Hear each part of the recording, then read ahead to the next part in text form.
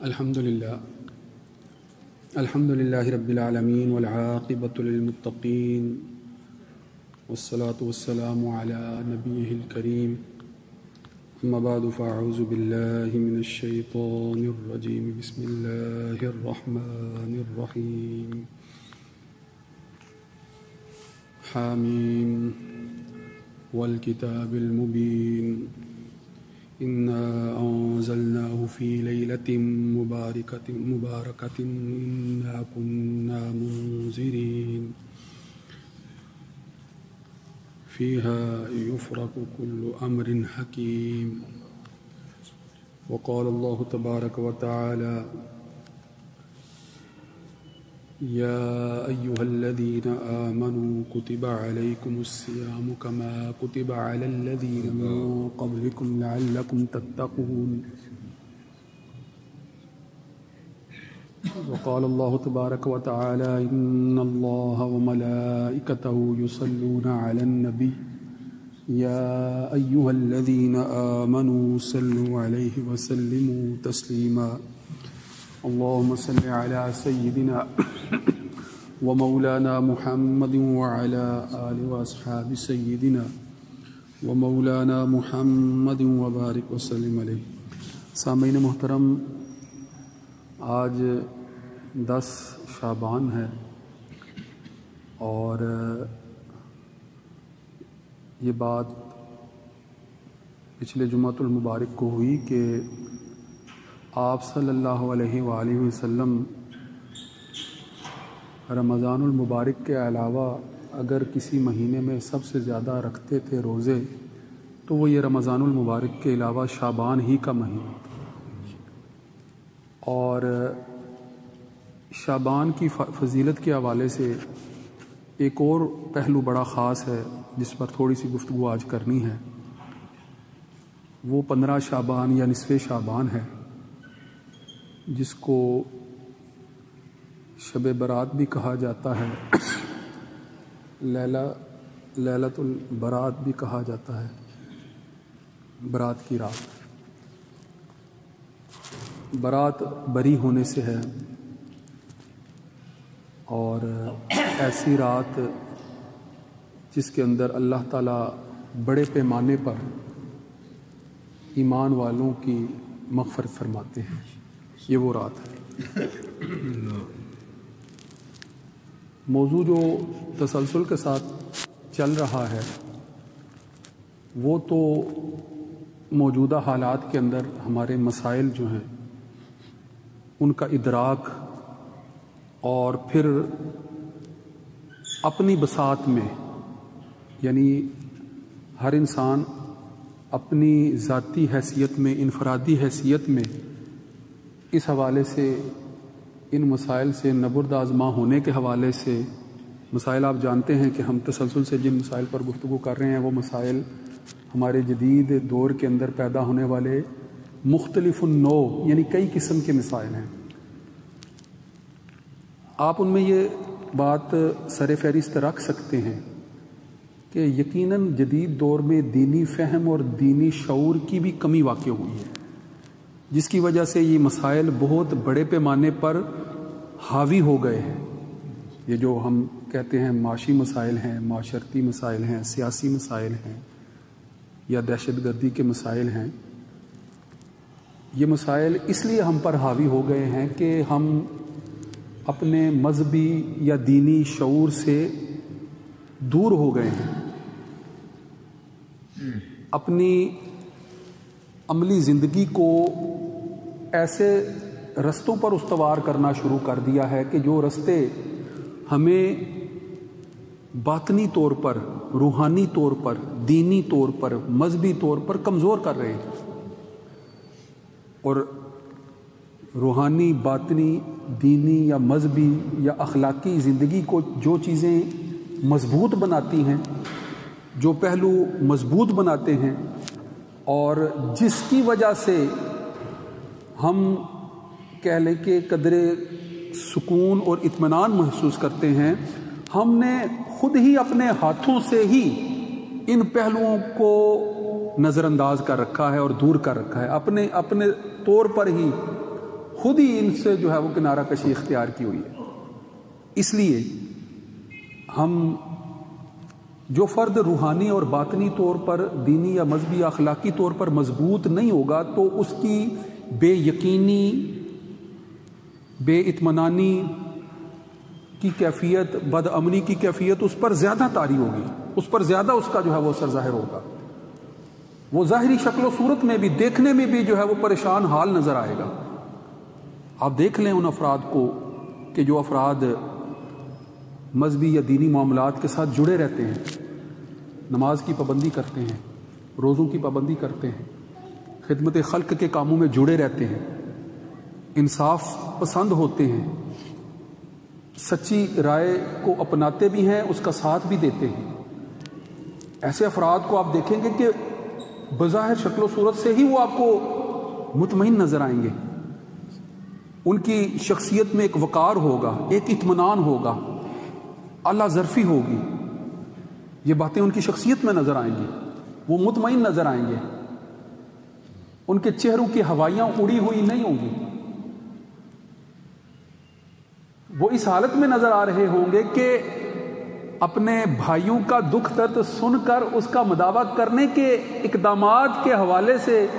اگر عملی اقدام کر سکتے ہیں تب بھی وگرنہ کوئی ایسا مشورہ ہی دے دیتے ہیں کہ جس سے راحت اور سکون حاصل ہوتا ہے کہ میرے ساتھ میرے لوگ، میرے مشاورت کرنے والے اچھے افراد موجود ہیں۔ تو غور کرنے کی بات ہے کہ مسائل جو ہیں یہ ایسا نہیں ہے کہ مسائل آج ہیں پہلے نہیں ہوتے تھے، پہلے بھی مسائل ہوتے تھے۔ ہر دور میں اپنی نوعیت کے مسائل ہوتے ہیں۔ جدید دور کے مسائل ہمیں پہلے سے زیادہ بڑے نظر آتے ہیں۔ اصل میں ہوتا یہ ہے کہ جب مسئلہ درپیش ہوتا ہے، مشکل درپیش ہوتی ہے، جب مصیبت پڑی ہوتی ہے تو جس پر وہ مشکل ہوتی ہے وہ یہ سمجھ رہا ہوتا ہے کہ شاید میں ہی اس کے اندر جو ہے وہ گھرا ہوا ہوں، اس سے دو چار ہوں، اور یہ حالت جو ہے وہ میری ہے، دوسرے کی شاید یہ حالت نہیں ہے۔ لہٰذا اس کا احساس اس کو بعض اوقات یہ سمجھنے پر مجبور کر رہا ہوتا ہے کہ صرف وہی پریشانی سے دو چار ہے، ارد گرد معاشرہ جو ہے وہ اس سے متاثر شاید نہیں ہو رہا۔ مگر حقیقت کیا ہوتی ہے کہ جب کوئی فرد پریشان ہوتا ہے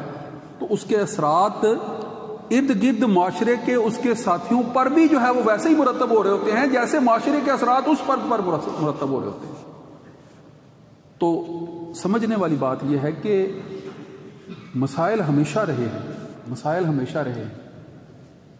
اہل فہم و دانش نے مسائل کا مقابلہ کیا ہے۔ جو صاحب اہل حل و عقد جنہیں ہم کہتے ہیں، جو صاحب فہم و بصیرت افراد ہیں، جو سمجھ بوجھ رکھنے والے افراد ہیں، وہ مسائل کو دیکھ کر راہ فرار اختیار نہیں کرتے، وہ مسائل کا سامنا کرتے ہیں اور اپنی غلطیوں کا سراغ لگاتے ہیں، اپنی کوتاہیوں کا پیچھا کرتے ہیں، اپنی طرف سے ہونے والے ایسے اعمال کے جن کا موجودہ حالات نتیجہ ہے ان اعمال کا پیچھا کرتے ہیں، دیکھتے ہیں کہ غلطی کہاں ہوئی۔ اور یاد رکھیے گا کہ سب سے پہلے دیکھنا چاہیے کہ کہیں ہمارے اعمال ایسے تو نہیں ہے کہ اپنے رب کی ناراضگی ہم مول لے رہے ہوں۔ سب سے پہلے یہ دیکھنا چاہیے کہ ہمارے اعمال ایسے تو نہیں ہے کہ وہ اعمال جس نے ہمیں پیدا کیا ہے، جو ہمارا خالق ہے، جو ہمارا مالک ہے، جو معبود برحق ہے، کوئی اعمال ایسے تو سرزد نہیں ہو رہے، ایسے تو سرزد نہیں ہو رہے اعمال کہ براہ راست ہم اپنے رب کی ناراضگی خود ہی مول لے رہے ہوں، اور جب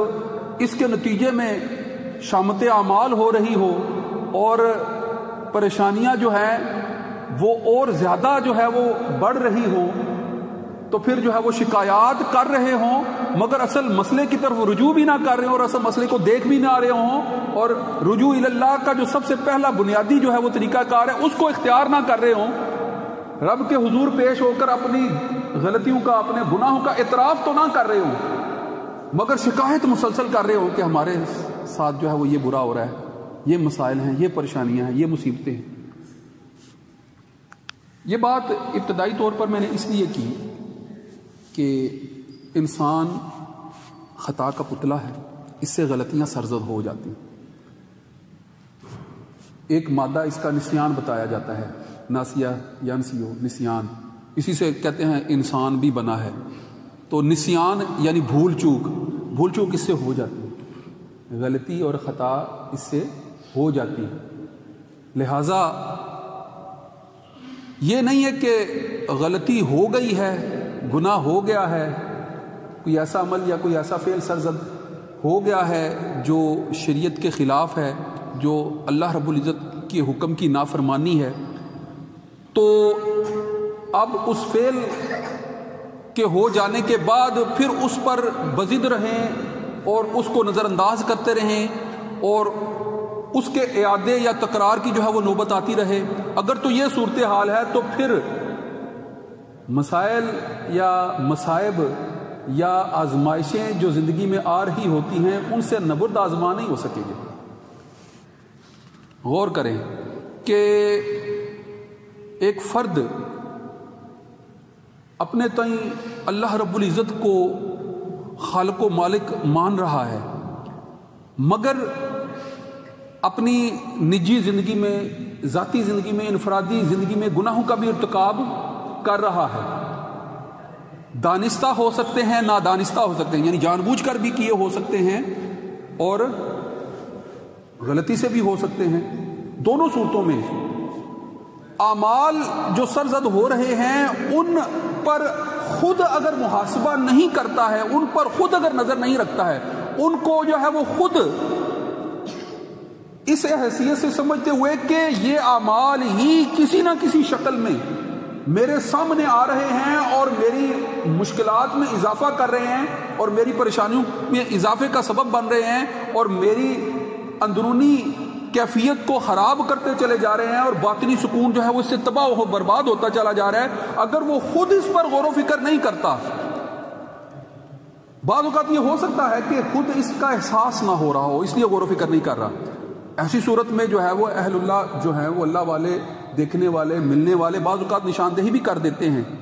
بعض اوقات نشاندہی بھی کرتے ہیں۔ دوست وہی ہوتا ہے، اچھا دوست وہی ہوتا ہے جو مشکل میں کام آئے، اور مشکل کون سی ہے کہ بھائی اس وقت یہ فرد جو ہے وہ کچھ غلطیوں کی وجہ سے مصائب میں گھرا ہوا ہے، اور مصائب میں گھرا ہوا ہونے کی وجہ سے جو ہے وہ بے اطمینانی کا شکار ہے، تو مجھے اس کی یہ غلطی نظر آ رہی ہے، میں اس کو خوش اسلوبی کے ساتھ اس کو ایک اچھے انداز میں، احسن انداز میں اس سے آگاہ کر دوں تاکہ یہ اس کی اپنی اصلاح کر لے اور توبہ اور استغفار کا رستہ اختیار کر لے، نتیجتاً جو ہے وہ اس کی جو بے سکونی کی کیفیت ہے یہ اس سے نکل آئے۔ اچھا دوست تو ایسا ہی ہوگا نا، اچھا فرد تو ایسا ہی ہوگا، اچھا ملنے والا تو ایسا ہی ہوگا نا، اچھا ہمسایہ تو ایسا ہی ہوگا نا، کہ وہ خوشامد نہ کر رہا ہو، وہ اپنے مطلب کی صرف بات نہ کر رہا ہو، بلکہ وہ اس بات کا بھی خیال رکھ رہا ہو کہ میرا بھائی جو مشکل میں ہے، مصیبت میں ہے، میں اس کو اس کے اندر سے نکالنے کے لیے کیا اقدامات کر سکتا ہوں۔ تو لہٰذا ایک صورت یہ ہو سکتی ہے کہ جب فرد کو احساس نہ ہو رہا ہو تو کسی نے نشاندہی کی ہے، تو بجائے یہ کہ اس کے خلاف ہو جائے، اس پر تنقید کرنا شروع ہو جائے اور اس کو جو ہے وہ اپنا مخالف سمجھ لے، اپنا بھائی سمجھتے ہوئے اپنی غلطی کے اوپر جو ہے وہ انحصار کرتے ہوئے، غور کرتے ہوئے اس کے حل اور اس کے ازالے کا جو ہے وہ طریقہ سوچنے کی کوشش کرے، اس کی طرف بڑھے۔ اب ذرا سوچیں کہ اگر غلطی کا خود احساس ہو گیا ہے تو یہ بڑی دولت ہے، اگر خود نہیں اندازہ ہوا، کسی نے آگاہ کر دیا ہے، پھر متوجہ ہو گیا،